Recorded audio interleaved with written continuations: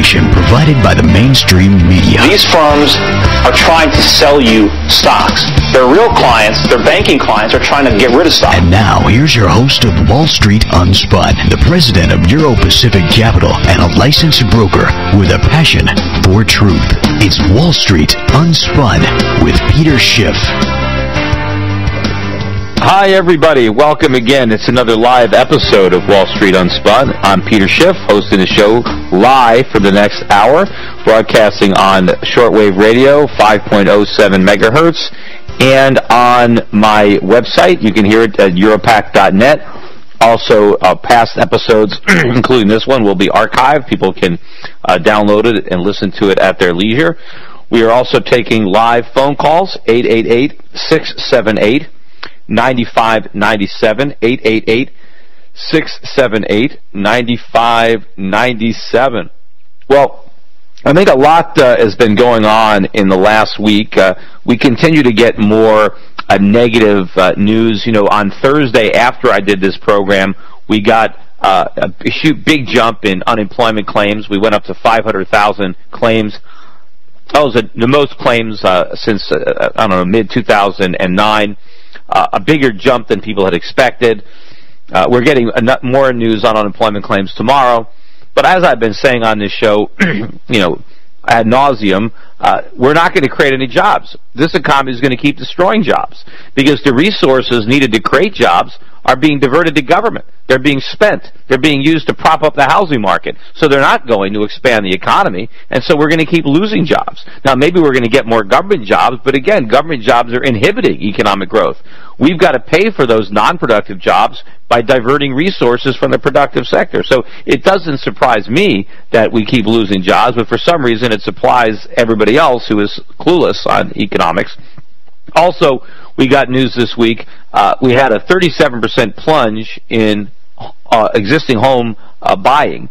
Well, who didn't know that was coming? I mean, the government pulled the tax credits, so people aren't buying anymore. And, of course, prices are still too high. And, in fact, the inventory of unsold homes is now 12 and a half months. That's the largest inventory of homes for sale since 1983. Now, what does that tell you is going to happen to prices and of homes? And, of course, in 1983, we were just coming out of a pretty big recession, not nearly as big as the one we're in now, but the rest of the 80s was a much better decade because, of course, you had, a big boom, following the recession that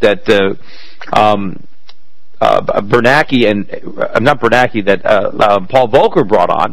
And, of course, you had interest rates up at, 18, 17%, mortgage rates were 12 or 13%, and, you had this big decline in mortgage rates, and you had a pretty big economic growth story during the rest of the 1980s, which helped lift the housing market out of the doldrums. That ain't going to happen this time around. Interest rates are not going to go down. I mean, they're already rock bottom, right? They got no place to go but up. So imagine where we're going to be in the future when we have higher interest rates, not lower interest rates. And, of course, we had big tax cuts in the 1980s. We're not getting that. We're getting the opposite. So imagine, how much worse the situation is going to get based on where the housing market is right now. And, of course, that inventory doesn't even begin to tell the story because there's a lot of homes that should be on the market, but they're not because sellers are afraid to list them because they know they won't sell. Banks are afraid to foreclose because they don't want to put the property on the market. So the shadow inventory is a lot larger than this actual inventory. And, of course, people are surprised. You get all these economists saying that they're surprised by this because they're expecting housing to lead us out of this recession. How is that possible? How is it? I mean, that's like expecting, when the stock market collapsed in 2000 to expect the internet stocks to lead the way back. How would that have made sense? I mean, that was a bubble. It burst. You don't reflate a bubble. Housing was a bubble. Maybe it led us out of the last few recessions because the bubble was still inflating. The way the Fed gets us out of recessions is they slash interest rates. Well, that helped the housing market. That pushed up housing prices. That enabled more home equity extractions, more refinancings. People went out and spent that money. And we had that phony recovery But now we're paying the price for all those phony recoveries because now that bubble is burst. That they can't reflate it, and so we're not going to get out of this recession the same way we got out of the past recessions. And I would argue that we never really got out of those recessions. We simply postponed the pain. The only way out of this recession is to finally do what's right. And that's let housing prices collapse to levels that are affordable for home buyers, to allow all that phony consumption to come to an end. What's going to get us out of this recession is production, is savings, it's investment.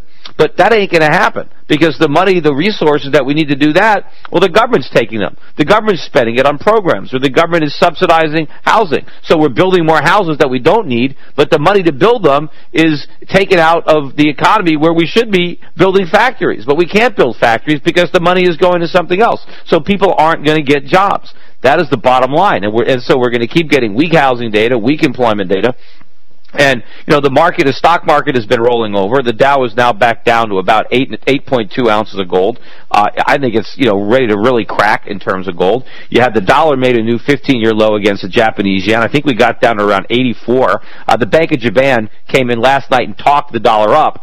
And I think that's one of the reasons that you saw a big surge in silver prices were up about 50 cents today, and gold was strong by about $12. And yesterday, I think that was in reaction to Japan, because what Japan is saying is they're going to ease monetary policy to stop the yen from rising. Which again is, it's a race to the bottom, although I think the dollar is going to win that race. It's going to beat the yen. But the Japanese want to inflate their currency to stop it from going up. But, whenever big central banks talk about being more easy, that's always going to be bullish, I think, for the alternative to fiat currencies, which is real money, which is gold and silver. But, it's amazing to me that people still think that the real estate market is going to go back up. And, one of the things that I wrote about in Crash Proof, and I had some commentaries in Europe on the website about it, is one of the reasons that so many people were buying houses was because they thought they were going to appreciate. And because the house was an appreciating asset, people were willing to pay more money than they normally would, because they were going to offset the cost of home ownership with the appreciation that they were going to be able to extract. But now that people have a more realistic outlook on the price of houses, they don't want to overpay anymore, because now they don't have the appreciation to offset the mortgage or the property tax or the maintenance. So houses have to come down. And people were buying more houses than they needed because they were going up. I mean, if you think about how much larger the typical home is today than it was, 50 years ago or so, it's not because we're that much more affluent. I mean, we're actually not. One of the reasons that Americans are living in bigger houses is because we have subsidies to buy them. And so people buy a bigger house than they need, and we're building bigger houses than people can afford because the government is subsidizing home building. And that's one of the reasons that our industry has decayed, because the money that we put into building houses is the money that we didn't put into modernizing our factories. And so that's why our industrial base has declined. That plus all the regulations that have been layered on industry to make it so inefficient. But, without the expectation of appreciation. So I was joking when I was talking to, Michael Pento today earlier, that the only way we're going to get the housing market to go back up is if the government decides to guarantee appreciation. If the government says, hey, if you buy a house, we guarantee it'll appreciate 5% a year or 10% a year. So if you want to sell the house and you sell it at a loss, the government will make up the difference. Or the government will, allow you to borrow money against your house every year, even though it's not going up, or something crazy like that. I wouldn't put it past the government to actually try to do something that crazy. But if people don't think the house is going to go up, they're not going to buy it. I just saw another realtor that was on Kudlow today, again trying to say, oh, you got to buy, you can't rent, you're throwing your money away. Why do realtors keep saying that if you're renting, you're throwing your money away? You need a place to live. Why can't you rent it? Look at all the people that lease cars. When you go into a car salesman, they don't tell you not to buy, don't lease, you're throwing your money away. Look, what about, I don't grow my own food. I pay a farmer. I buy food. So in other words, why am I throwing my money away on food? Why am I giving my money to a farmer? Why don't I grow the food myself? Why am I buying clothes from somebody? Why am I throwing my money away by paying somebody to make? Why don't I sew my own clothes? The whole thing is nonsense. You need a place to live. There's nothing wrong with renting it. When you rent a place, The landlord's got all the headaches. If the roof leaks, he's the one that's got to fix it. He pays the property taxes. He pays the insurance. There is nothing wrong with renting. And this realtor, she actually admitted that she thought the real estate prices would still fall, and then the host of the show said, well, then why are you telling people to buy? And then she backtracked and said, well, worst case scenario, real estate goes down another 2 or 3%. You're never going to get the absolute bottom. So in a realtor's mind, the worst case scenario, if I told my clients that the worst case scenario was that the stock market goes down 2 or 3%, how could they say that? Obviously it can go down 20 or 30%. Bill Gross last week mentioned, Bill Gross is arguing now that the government needs to completely guarantee full 100% U.S. credit, all mortgages from now until the end of time. And basically what Bill Gross has said, as the largest buyer of mortgages in the world, he said that if you don't have a government guarantee, I'm not going to buy any mortgages, period. And if I do buy them, I'm going to require a 30% down payment, and I'm going to have to raise interest rates 400 basis points. So instead of charging, 4.5%, I'm going to want 8.5%. But what does that tell you? He knows that, it's too risky to loan money to somebody to buy a house. Why is it too risky? Because the prices are too high. Yet Bill Gross wants the government to prop them up even further. And you ought to think about it.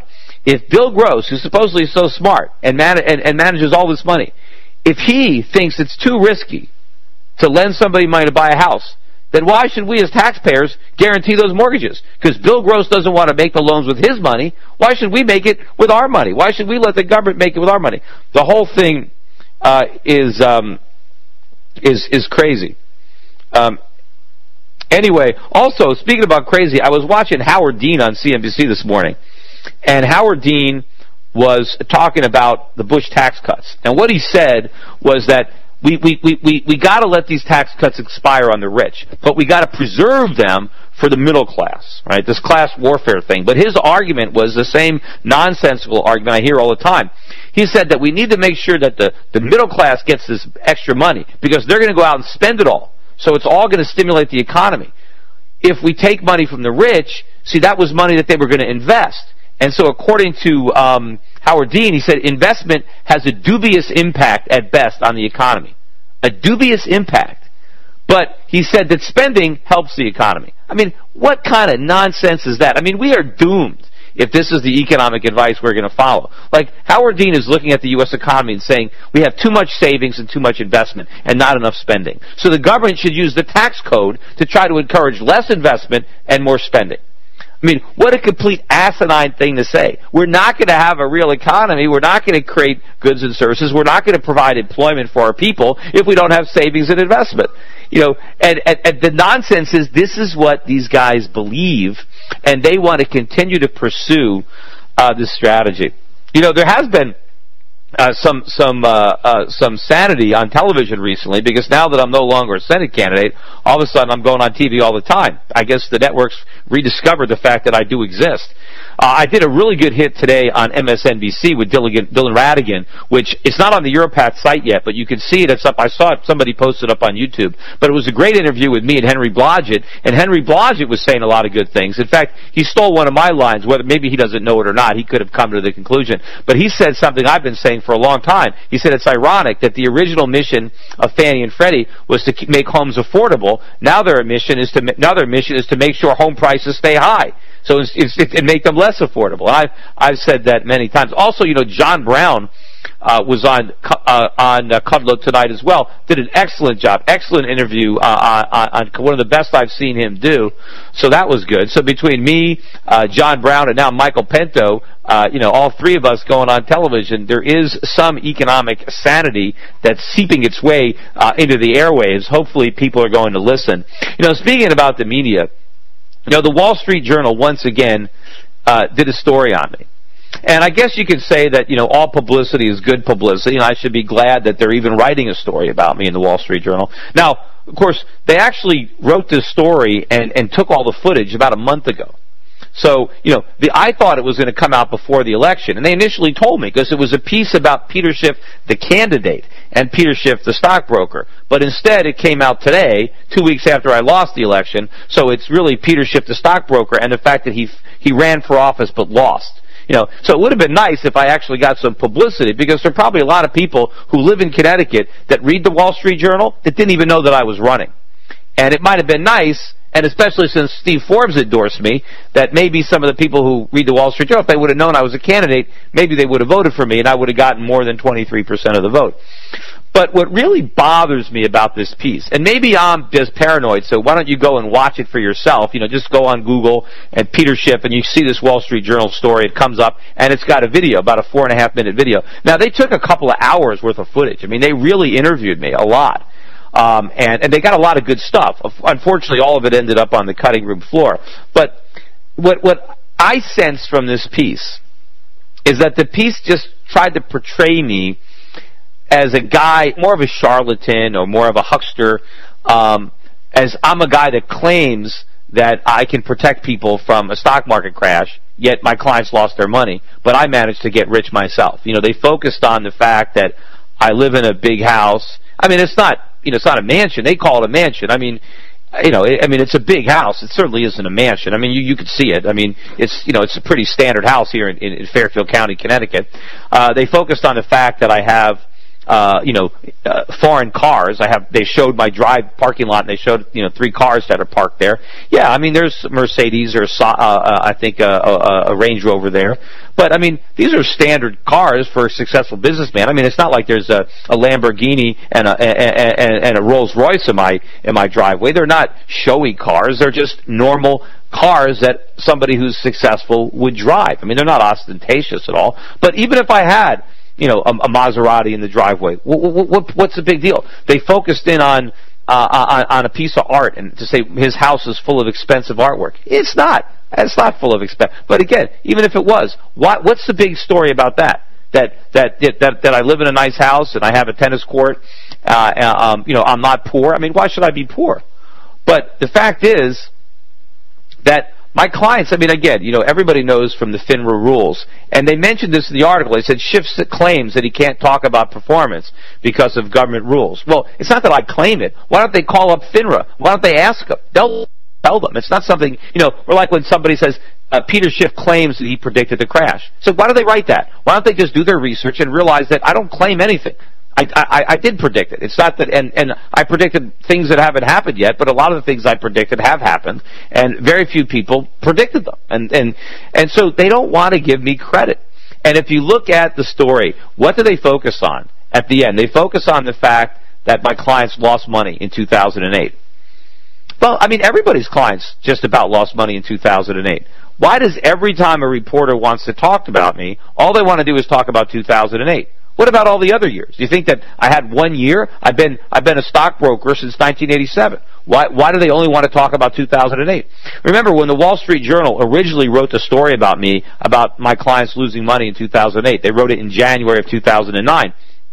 And I called those reporters up a year later and said, we had the best year ever in 2009. I mean, 2009 was the best year I've had in the history of being a stockbroker, of course, not counting the hedge fund performance in 2007, which only a small number of clients had, but that was, a huge return, and no one ever wants to give me credit for shorting the subprime market. I mean, I did do that. I mean, I'm probably the only retail stockbroker that got some of his retail clients to short the subprime market, and they made a lot of money. But, when I called them back up, in early 2010 and said, hey, why don't you guys do a story about 2009? Because that was the best year ever. They said, we have no interest in doing that story. And they said, if you made any money in 2009, you must have just got lucky.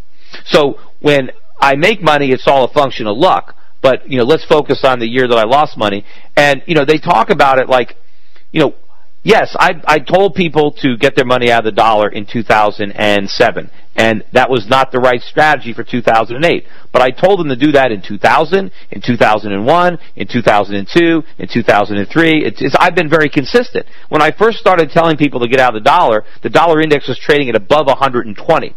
It's now barely over 80, right?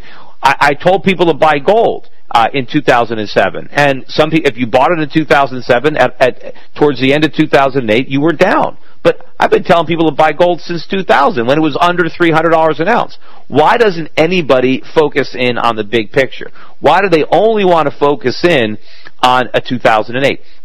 I think it's because they want to try to discredit what I'm saying. And watch that piece, see how they end it, see how they start it. Peter Schiff, the U.S. economy probably won't collapse, but Peter Schiff is investing that way anyway. Maybe I could be hypersensitive to that issue. If anybody thinks it's a good article, maybe somebody could look at it right now and call up before the show is over, and give me their reaction. But I think, maybe the Wall Street Journal doesn't want to give me credit because I don't work at Goldman Sachs. I'm not a professor of a major university. I'm just an ordinary guy running his own little shop. We got, 125 employees, a couple of $1 billion in assets. I'm not the type of firm that they necessarily want to credit. Meanwhile, the Wall Street Journal didn't see any of this stuff coming. They have in their opinion pieces, they weren't making the warning. So, maybe they don't want to acknowledge that there are people out there that understand this stuff. They've never reviewed any of my books. They never reviewed Crash Proof. They never reviewed, the new book I have, How an Economy Grows and Why It Crashes. I can't get anybody to do that. And nobody seems to want to write a story. I mean, the implication of the article is, his clients all lost money, so maybe we shouldn't listen to him. Well, the reality is that's not the case. All my clients didn't lose money. Do I have clients out of 17,000? Do I have some clients that are down? Sure. Every brokerage firm has clients that are down. Merrill Lynch, Charles Schwab, everybody. A lot of it depends on when they happen to invest. Now, I'm sure at some point, all my clients will be up. That's what I think will happen. That's happened with gold. I've been buying a gold for my clients, like I said, since it was under 300. Now, very few of those clients that have only bought gold are down. But obviously, a couple of years ago when gold had dropped sharply, I had a point where a number of the people who bought gold from me were down. They're not down anymore, but they were down at a moment in time. You could pick that moment in time and say, look at all the people who bought gold following Schiff's advice, and they're down. Well, look at all the people who bought stocks following mainstream advice. The Dow Jones is lower than it was 10 years ago.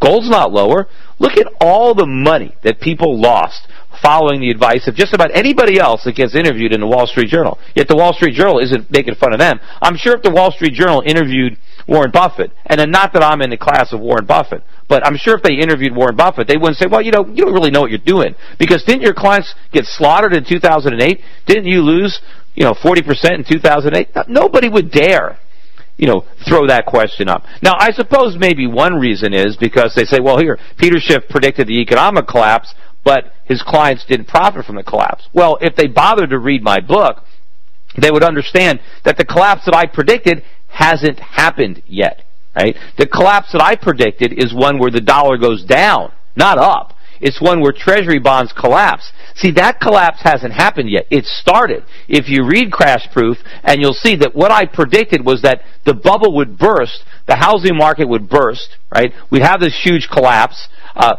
We'd have banks fail. We'd have Freddie and Fannie fail. We'd have the government react with big stimulus. With deficit spending, with cheap money. All that stuff has happened, and I said the result would be the dollar would collapse, bonds would collapse. That hasn't happened yet. But all the other things have happened. All the dominoes are lined up and falling the way I said. The fact that you had this knee-jerk reaction in the dollar in 2008, in the long-term scheme of things, means nothing. But of course, the Wall Street Journal and they haven't figured that out. And of course, if you think about it, given what I thought was going to happen, right? The collapse of the housing market that nobody thought was possible. 30% decline in home prices, 50% in places like California. Bankruptcy of banks and financial institutions. The bankruptcy of Freddie and Fannie. I predicted $1 trillion a year deficits. I said this was going to happen. All the things I said it would be the worst recession since the Great Depression. That it would last for years. That we would have double-digit unemployment. Now, all this stuff was true. It all happened. But given the fact that I thought all this was going to happen, it was pretty logical for me to assume that that would be negative for the dollar. That the dollar would go down as we were printing money like crazy and dropping it from helicopters, right? That would be the natural assumption. And I still think that that is what's going to happen. But the fact that it had a knee-jerk, fake-out reaction in 2008, that's all they want to talk about. And you would think that when the Wall Street Journal is doing an article on me now in 2010, knowing what happened in 2009, right, that foreign stocks way outperformed U.S. stocks, that gold roared back, that commodities worked back. So I mentioned to them, yes, people that adopted my strategy in 2007, right, at the end of 2008, they were worse off than people who maybe ignored my advice. But that's not the case today. And you'd think they would acknowledge that. No, all they focus on is they take a quote out of a context where I said that people who followed my advice at one time were worse off than people that didn't. But sure, over 1 year. But what about people who followed my advice in 2000? How are they doing? Or 2002? Or 2003? Or 2004? Or even the people who followed my advice in 2007, where are they today compared to where they would be if they bought domestic stocks? Now, sure, most people are still better off if they stayed in cash in 2007, maybe because of the ride down and up. But not if they've been investing in my strategy for 5 or 10 years. They're not better off having been in cash. No way. And what's going to happen in 2011 or 2012? It's my belief that the people who stayed in cash are going to lose the most. Right? And right now they might think they dodged a bullet, but believe me, they're standing in a landmine, and they're going to go off. Anyway, let me go to the calls, and again, I'll just make a disclaimer. Of course, for FINRA, we can't. Past performance is no guarantee of future results. Everything that I'm saying is my opinion, and maybe I am wrong, and maybe all the other economists do have it right. And but everything that you do has risks, and certainly my strategy has risks, especially when you look at things from a short time horizon. In the short term, anything can happen, as we now know. Crazy things can happen, and so you need to be prepared for that. If you're going to be an investor, you have to understand that the stocks and bonds that we buy in the short run could easily go down in value if other people don't agree with our assessment. So you have to have a long-term time horizon so you can ride out the craziness in the market. But I'm a firm believer that eventually the fundamentals win out, and I'd rather be early than late. And people that try to criticize me say, well, being early is the same as being wrong. No, it's not. Being early is not being wrong. Being early is being smart. Yes, if you can be exactly right, if you can be perfect, fine. But who's perfect? Who makes that claim? I never make that claim. Most people are either early or late. And believe me, it's much better to be early than to be late. Anyway, let me go to the calls. I know I've been talking for quite some time here. Hold on, let me find the call board. First up is Benjamin in North Dakota. Go ahead, Benjamin. Good evening, Mr. Schiff. I have a comment and a question here. I've been going around on YouTube there, just watching some of the Mises videos there. And one thing that I think you should, I haven't never heard you talk about this. I think it'd be kind of interesting if you, used it against some of the mainstream economists there, is you never seem to mention about the Depression of 1920 and how we, did not use any of the stimulus and whatnot, and yet had a very robust recovery after a very short period of time. Yeah, I talked about that in an interview I did today with a New York Times reporter, because he said, can you give me any example where we had a depression where we got out of it without government intervention? And I used the 1920 piece, and I know that is a good example where we had, at the end of the First World War, when that monetary expansion came to an end, and we had a sharp contraction in GDP and in the stock market. The government did nothing, and that depression was very short. I mean, it was over before the politicians had a chance to do anything about it. Unfortunately, we didn't do that in 1929. The Great Depression was the first depression that was fought with the full arsenal of Keynesian remedies, and that's why it was a Great Depression. It wasn't because of the free market. It was because we did exactly what we're doing now, except now we're doing it worse. And we're doing it at a time where the economy is in worse shape than it was at the start of the Great Depression. Yep, there's I wonder, maybe you can put this back on your favorites list, but there's actually a YouTube video that goes over this in detail. It's a great watch for people just to get the whole rundown on it. It's called Why You've Never Heard of the Great Depression of 1920. It's by Thomas Woods. Thomas Woods, yeah, I did favorite. I watched that myself some time ago, and I did favorite it on my YouTube channel. So okay, I guess I didn't see it there then, but yeah, so. It's good. I love Tom Woods. I featured some of his stuff on my Europac website, some commentary, and I've seen him speak or heard him speak in person. He's a great guy. He's one of the other people out there that gets it. He wrote a book, after the fact though, called I think Meltdown or whatever it was. But yeah, Woods is one of the other guys out there like me that really has his head on straight, that understands economics, and Yeah, I mean, anybody, read his stuff, read his books. Why, he's got a great sense of humor too. I mean, he's really good. Oh yeah, he's got some other videos there that where he goes over Keynesian predictions across U.S. history, and it's just hilarious to watch because he drags out all. And what makes it so funny is it's true. That's what's so funny about it. Yeah. So anyway, on to my question here too, with getting into Canadian energy income trust there. With the taxes there, they directly deduct the Canadian 15% there, and I'm not certain with the U.S. taxes on dividends there. Do I get double taxed on that, or you get a tax credit. It depends on if you own the investment in a tax deferred account or not. But yeah, I mean, you can get a tax credit here and get that back. But what's another? You made me think about this. Unfortunately, this is another new regulation I just found out about that was passed in the Financial Reform Act that's going to take effect starting in 2010. But every one of my clients at Euro Pacific Capital is going to have to report on their tax return every year. They're going to have to identify every foreign stock that they own. Now, I don't know why they're requiring this. I mean, you don't have to identify the domestic stocks, but if you own a foreign stock, even if you own it in a U.S. brokerage account, even if it's an ADR, you have to disclose that ownership on your tax return every year. Now, it's, a pain in the butt. We're going to have to do that. I'm not sure if we can simply include a copy of our statement or if we have to write it on a separate line somewhere. Who the hell knows?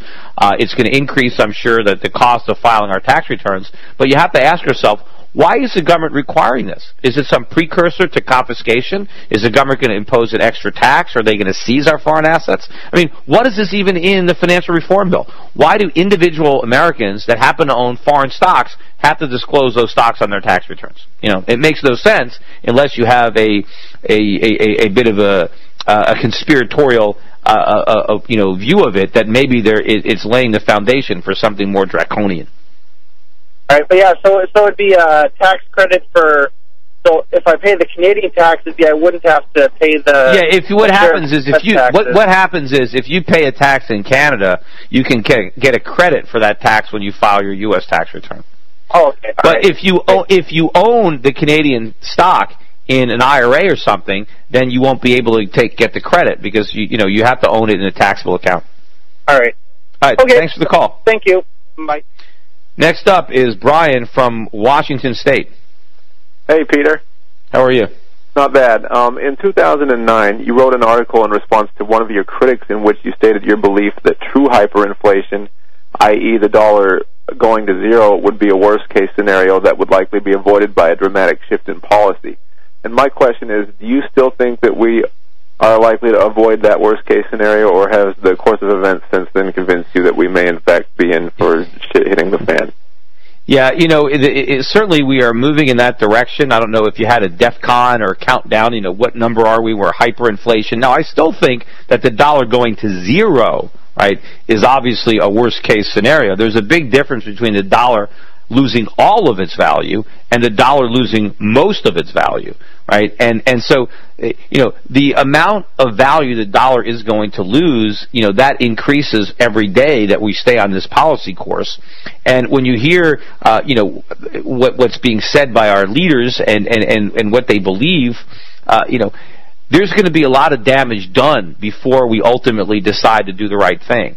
I am still optimistic that we will do something to avert the complete worst case scenario, but it's going to get very bad, and it's going to be a lot worse than it has to be because politicians refuse to do the right thing. It's like they're going to keep stimulating the economy until it overdoses, and it is going to be possible to save some value to the dollar, but I think the dollar is going to lose a lot of value. My personal guess would be it could end up losing 60, 70, 80, 90% of its value, even under a best case scenario at this point, because I don't see the government even close to doing the right thing.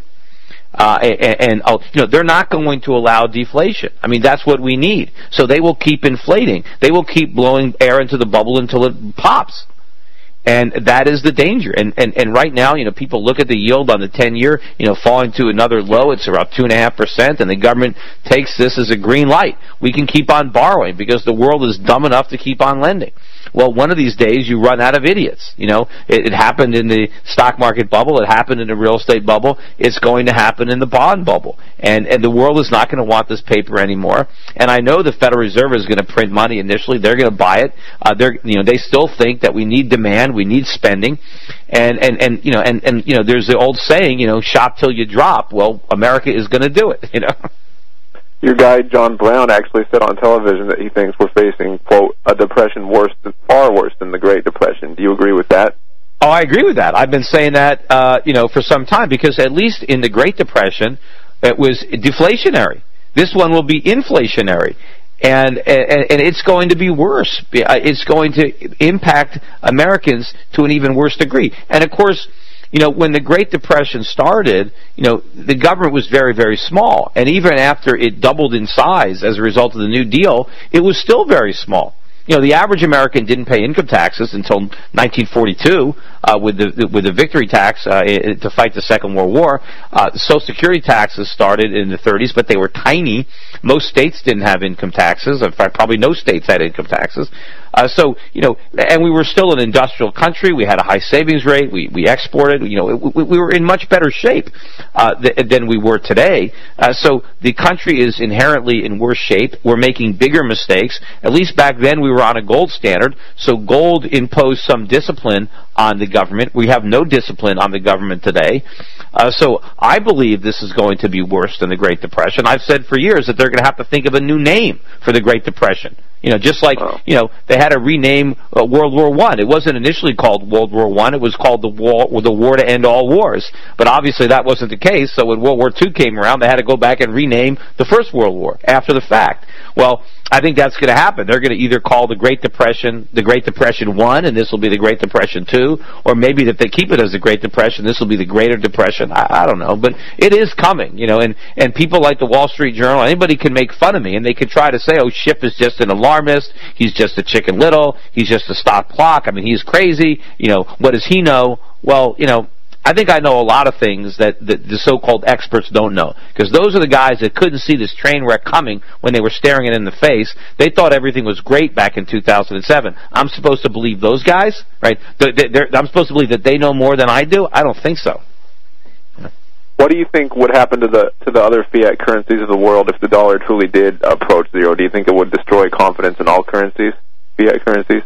I think it would hurt confidence in all currencies, and I think what other central banks are going to need to do to assure people that they should have confidence is to back them with gold, increase the amount of gold that they have in their reserves, and do something to assure holders of their currency that there's something solid behind it, that it's just not a mirage, it's just not a piece of paper, that there's something real tangible backing it up. But, the countries that still have exports, that still have production, there's still value in that, the currency is accepted in exchange for their goods. But yes, people are going to question central banks and fiat currencies, as they should. The world is experimenting with paper money. This experiment is a disastrous failure. A lot of people don't realize how much it's failed, but it has. Even John Brown mentioned it today on CNBC that since the Federal Reserve was created, the dollar lost 95% of its value. That's an abysmal failure. In the 100 years before the Fed was created, the dollar gained in value. I think in 100 years before the Fed, the dollar doubled in value. And in the 100 years since the Fed, it's lost 95% of its value. So the dollar was much sounder on a gold standard than on a Fed standard. But anyway, thanks for the call. Yeah. Next up is Ellen in New York. Go ahead, Ellen. Hello. Peter, I have a question and then a comment. My question is, are you going to be opening an office in Toronto? Yes, we are. It's a separate company called Euro-Pacific Canada. Mm-hmm. And again, right now the slowdown is the Canadian regulators. And so it's ready to go. We're just waiting for regulatory approval up in Canada. But the office will be in Toronto. It is Euro-Pacific Canada. And, it is going to allow Canadians to do business with me through my Canadian affiliate. Do you have to be Canadian to do business with you in Canada? Or can you be American? Yeah, I mean, if you're American, you can do business with me in America. Yeah. So this company is for Canadians. Now, maybe Europeans can go there, but Americans cannot. So if you're an American citizen, you cannot invest with Europac Canada. Just like if you're a Canadian citizen, you can't invest with Euro Pacific Capital. But, you know, it's going to be the same investment strategy. It's going to be the same advice. So you just simply invest in the company that is in your jurisdiction. Okay, that was my question. My second comment was I happened to catch you on Kudlow on Monday by accident, and you were talking about the whole bond bubble thing, and that blonde journalist lady, whose name I forget, was arguing with you that, you know, the Treasury bonds were a hedge because the Fed will do quantitative easing and keep the rates down. And I just was kind of wondering why you were very polite and didn't let her have it, that if the Fed starts printing all sorts of money to buy our bonds, what is she talking about? You're going to have a I thought I did make that argument that there was going to be massive inflation. I mean, she tries to say that, you know, people want to get their money back, and I said, well, getting your money back, you know, what about getting your purchasing power back? I mean, getting worthless money doesn't count. Yeah, I mean. And her name is Sue Herrera. But the thing is, argue with you because she sounded so clueless. I couldn't believe it. Well, believe me, most of these journalists are clueless. You know, in their opinion, that why should we have to worry about bonds going down? Because the Treasury will keep buying, the Fed will keep buying them to prevent them from going down. Well, the only way they can buy them is by printing money, which means when the bond matures, that you get your money, you can't buy anything with it. Yeah, well, and you know that is. Yeah, I heard this on Bloomberg this morning. Another journalist, the same exact what you just said. She was saying, well, the Fed will print the money and buy the bonds, and they're acting like this is going to be fine. And I'm thinking, where did these journalists go to school? I don't understand this. Well, they don't. I mean, I had an argument with one of the journalists on CNBC. You can see the clip on YouTube. She said that she doesn't understand why people buy gold because it has no intrinsic value. You know, and I'm thinking, wait a minute, gold has intrinsic value. It's the paper. It's the dollar that has no intrinsic value. But here this person thinks that gold has no intrinsic value. So the actual, you know, intelligence level of a lot of the reporters, I mean, they might be smart people, but they don't understand economics. They don't understand finance. Just because they're you know, a reporter, you know, their background is reporting. They're journalists, and they go on these shows, and so they don't know. And then a lot of people go on these shows that don't know, that also work for mainstream Wall Street firms that are just shilling for, you know, buy stocks, everything is great, buy, you know. But there are a few people that come on the show, you know, like me and like, you know, some of the guys at Europac, but other firms that know what they're talking about. But, you know, it's rare. You know, you got to wait for that rare moment when someone comes on the show that understands.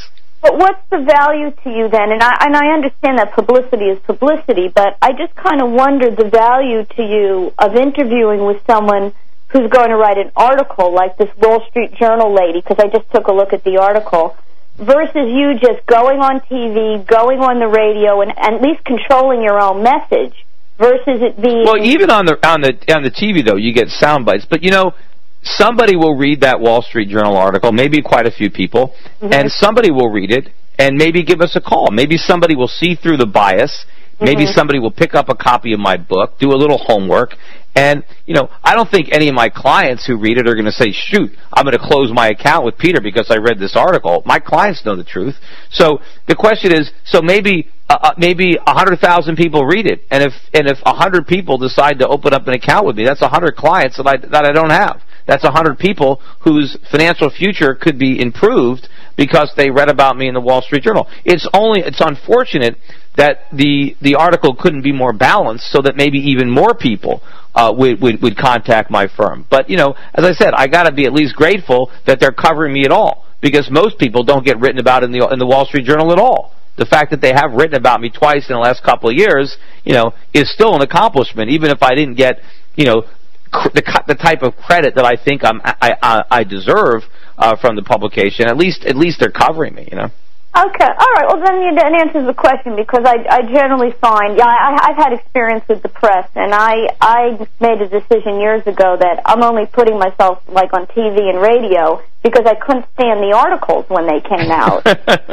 I mean, it was almost like I didn't talk to the journalist. I didn't know. I couldn't believe where the article came from. Yeah. Now, apparently there was a pretty good TV show on Monday in Australia called Overdose, which was a documentary on the next financial crisis that's coming. I haven't seen it, but I heard it was pretty good. I was one of the main people that they interviewed on that Australian TV. And I think, I've gotten better coverage in some of the foreign press than I have in the U.S. I get more credit for my forecasts abroad than I do here in the U.S.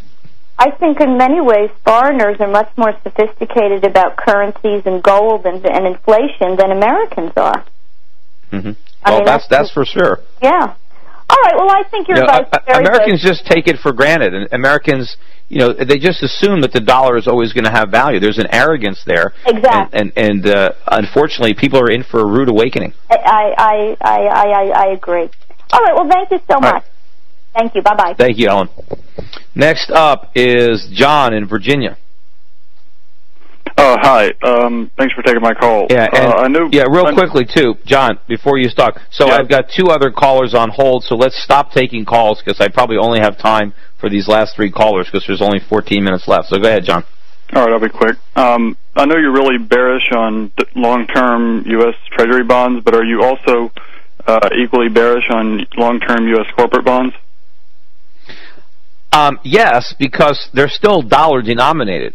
And the main reason I'm bearish on bonds is not because I think the U.S. government is going to default, although I think that that's a possibility.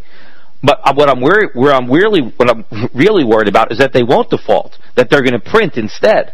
And that will destroy the value of the dollar. That will not only destroy the value of U.S. government bonds, but any bonds that are denominated in dollars. So yes, I would not buy municipal bonds, treasuries, corporate bonds. You don't want any debt that's in dollars, because what that means is you own the right to be paid dollars in the future, and the only thing that's going to be worth less than $1 today is $1 in the future. So stay away from all U.S. dollar denominated bonds, no matter who the issuer is. All right, I thought of that question because Robert Prechter has been saying don't buy corporate bonds or municipal bonds, and I thought if I short corporate bonds instead of treasury bonds, I'd win either way. I mean, what Prechter is worried about the default. Prechter thinks that we're going to have this deflationary collapse where companies go bankrupt and default. See, the only place I disagree with Prechter is I don't think you're going to see the deflationary collapse because the government's going to print too much money.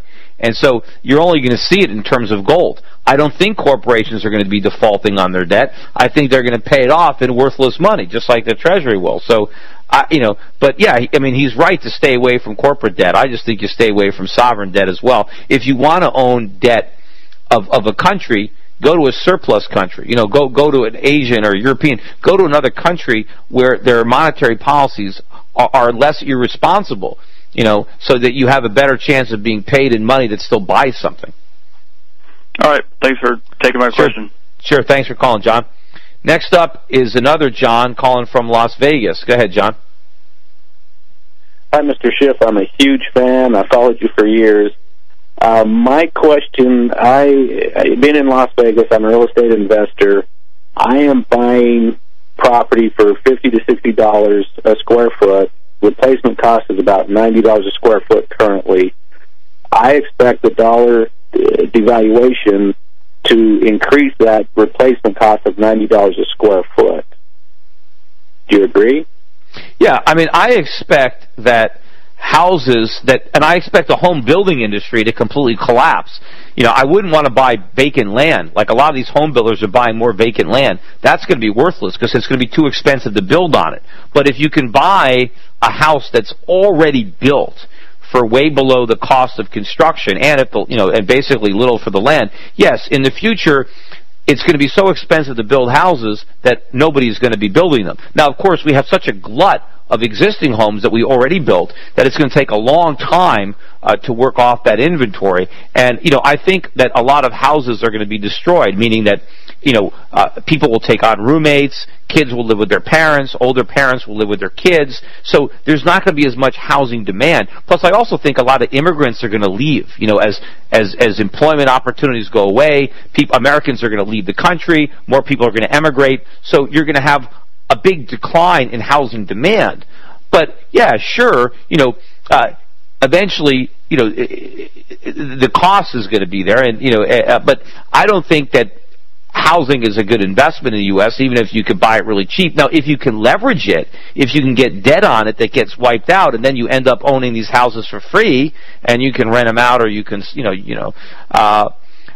but we have built houses far beyond the ability of Americans to afford. Now, the fact that we have a lot of houses already, but in the future, when we do build houses, they're not going to be the McMansions. They're going to be very modest dwellings, befitting of our lower standard of living. But the houses that already exist, yes, you're not going to be able to replace them, because it's going to be too expensive. We're not going to build those kind of houses anymore. So people are going to be buying houses for years and years, I think, for less than their replacement costs. Okay. And then the next question, did you ever collect the dollar from Art Laffer from your No, but not only did I not collect the dollar, and I did not collect the note from Art Laffer where he admitted he was wrong, but Art Laffer, to this day, denies that he lost that bet. He says that I lost it. He said that his prediction was right, that the U.S. economy was in great shape in 2006.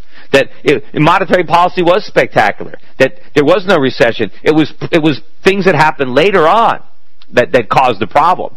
It's just incredible, because if you go and you watch the interview, and you can see it on YouTube, it's about a 10-minute thing on Kudlow. Kudlow wasn't there. I think Michelle Carrera was the moderator. And you watch that 10 minutes. We taped that segment in mid-2006. I defy anybody to watch that segment and say that he won that bet. I won that bet hands down. And the fact that he can't admit it. I like Art Laffer, and I think he had blinders on back then because he was too partisan, and he says a lot of good stuff now. But the fact that he can't even acknowledge that he was wrong, that he can't give me a call and say, "Hey, Peter, you really got that one right. Hats off." The fact that he can't even admit that he's wrong. To me, I lose respect for the guy for that. He should at least be able to say, "Look, I got that wrong. I missed that one." Peter Schiff nailed it. Hey, let's give Peter a little bit more credit, Yeah, exactly. Okay, well, thank you very much. Have a good night. Thank you. The last caller from Connecticut, my hometown. John, how are you? Good. How are you, Peter? I'm okay. Listen, I have a question for you. I'm already a client of Europac, and I have approximately 65% of my money out of American dollars per your recommendations that I've been watching you for the past 2 years or so. But I ask you this, I don't have very much. I'm a small investor. About $3,000 I'd like to be able to put into something that's like commodities in wheat or agriculture or something like that, or oil.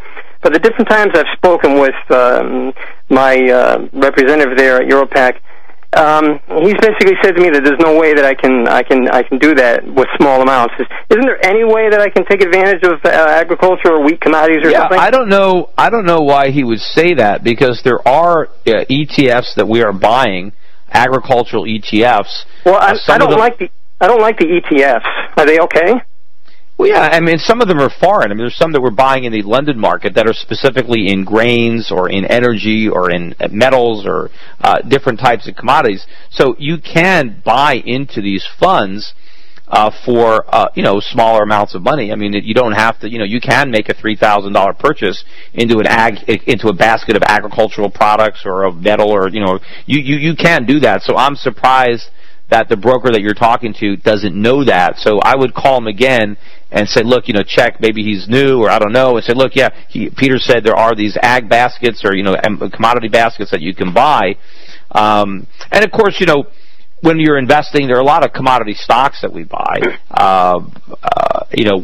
where you can do that. Now, I have a couple of mutual funds that already exist, and there's two of them or three of them that are in the planning stages. And one of the mutual funds that I am going to be coming out with sometime probably before the end of the year is going to be an inflation protection mutual fund that is going to invest in commodity type stocks, raw commodities themselves. It'll be in energy, mining, agriculture. It'll be specifically designed to give you the most protection from inflation and on owning real stuff. And so when that mutual fund comes out, it'll have a very low minimum. And so that's something you can check out a prospectus when it exists, and that'll be ideal for what you're talking about.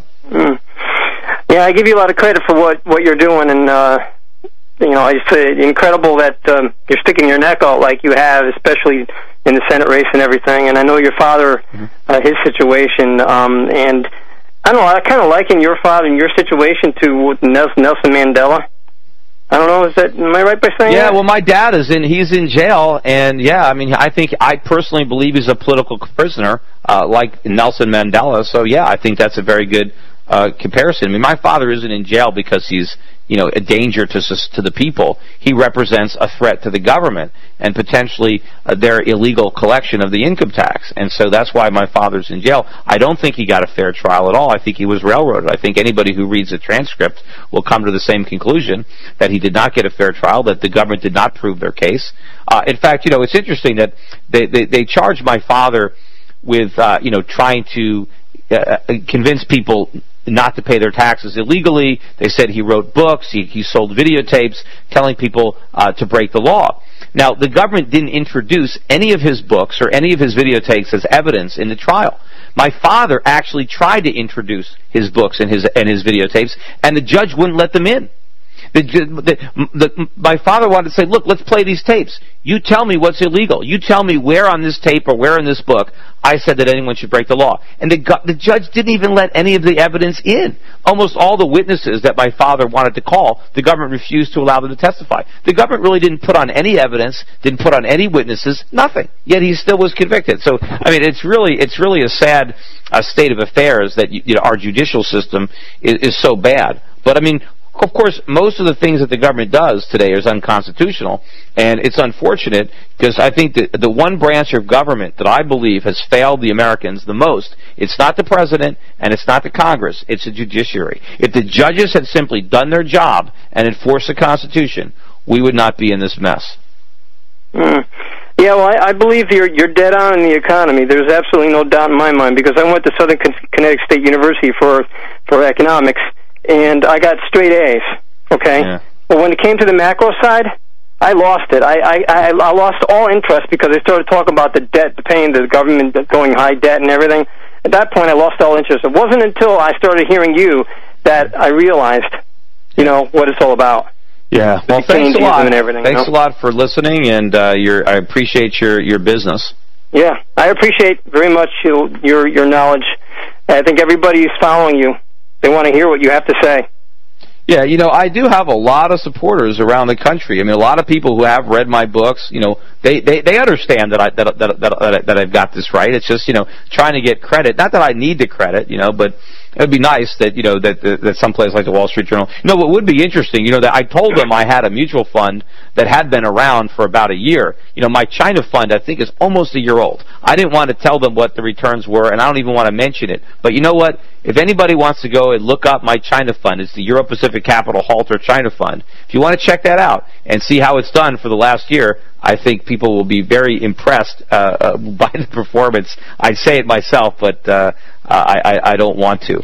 But if you want to go research it yourself and take a look at how well that fund is done, go ahead and do it. It's very easy to get the numbers. I will do that. Yeah. All right. Thank you very much. Thanks for the call. All right, bye. Anyway, we are running out of time here. So again, for those of you who want to move more money out of the dollar, I do think that time is running out. I think that my predictions are panning out, that more and more of the predictions that I've made are coming true, and I think it's important that we not be discouraged by 2008, that we understand that I think I've got the big picture right. I think I understand how the pieces fit into this puzzle. So give us a call, 800-727-7922, 800-727-7922. Talk to a broker, understand the risks, make sure that my strategy is suitable for you, that you can withstand a short-term move against you before you adopt my strategy. Also on precious metals, remember, we've got a brand new company, Europac Metals, Euro-Pacific Metals. EuropacMetals.com is the website if you want physical gold and silver. I think it's not too late to buy those metals either. And don't forget, if you haven't read the new book, How an Economy Grows and Why It Crashes, pick that up. Also, the little book of Bull Moves has been revised. If you haven't bought that book, buy the new version. It just came out. That's there too. Anyway, great, everybody. Thanks for listening. Don't forget, next week, 8 p.m., another episode of Wall Street Unspun. It's Peter Schiff. Thanks for listening, everybody.